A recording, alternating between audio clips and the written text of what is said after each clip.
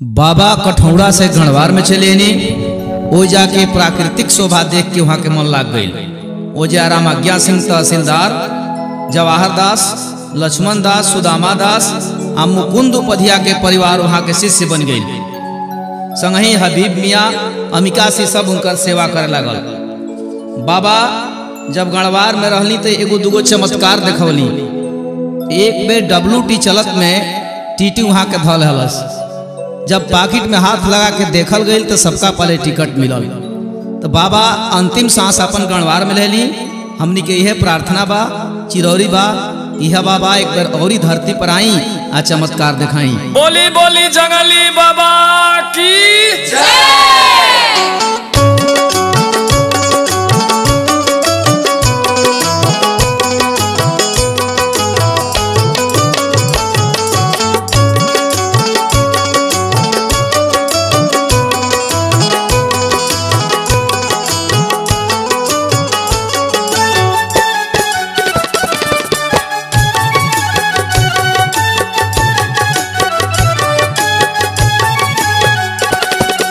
भक्ति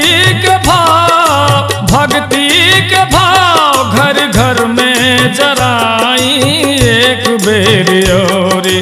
एक बेर और बाबा धरती पर आई। एक बेर और बाबा धरती पर आई। एक बेर और भक्ति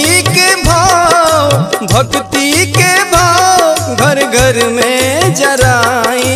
एक बेरी औरी बाबा धरती पर आई। एक बेरी औरी बाबा धरती पर आई। एक बेरी औरी बाबा धरती पर आई। एक बेरी औरी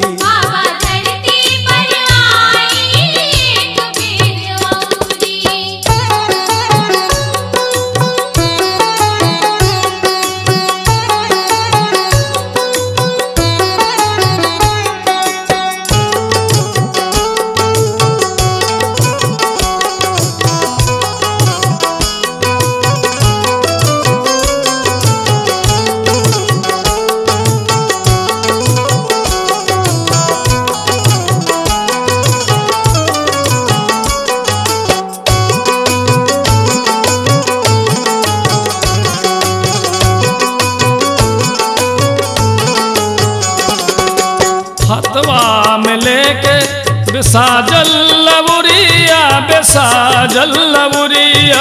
को के दिखाई गयन के चारवरिया।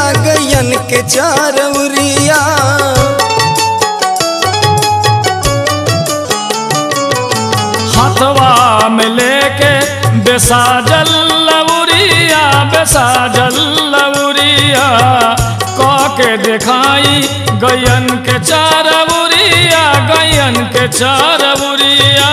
कारे भैया तनी कही के सुनाई।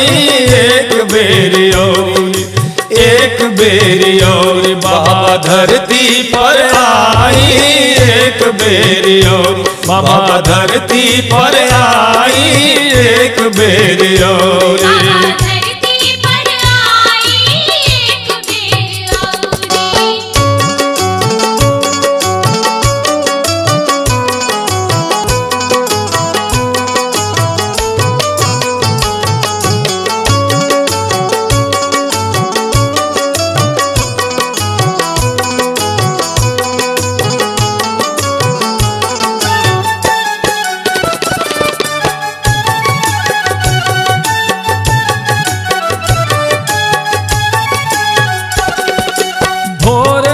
के परत राउर सादा सुभौआ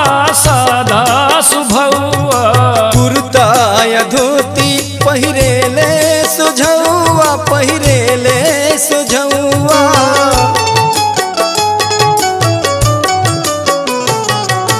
भोर नइखे परत राउर सादा सुभौआ।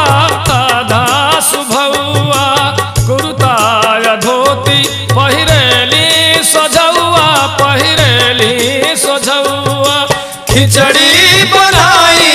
खिचड़ी बनाई आ संग आई।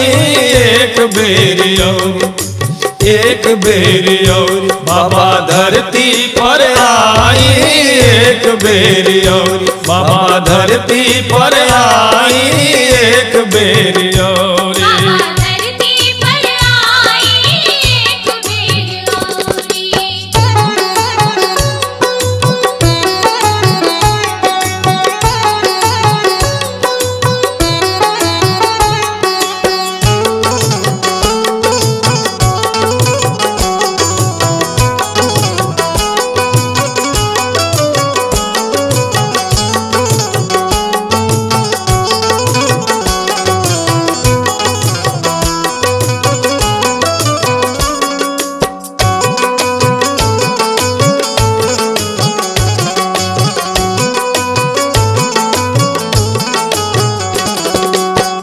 हर धन तेरस के रौरा दुआरी, रौरा दुआरी। मेला में आवेल सोझबक अनारी, सोझबक अनारी।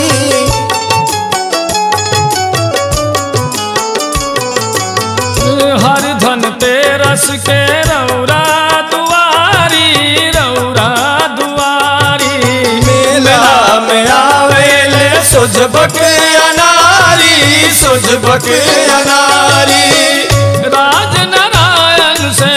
राज नारायण से गीतिया गवाई, एक बेरी औरी, एक बेरी औरी बाबा धरती पर आई, एक बेरी औरी बाबा धरती पर आई, एक बेरी औरी। भक्ति के भाव घर घर में जराई, एक बेरी औरी, एक बेरी औरी बाबा धरती पर आई, एक बेरी औरी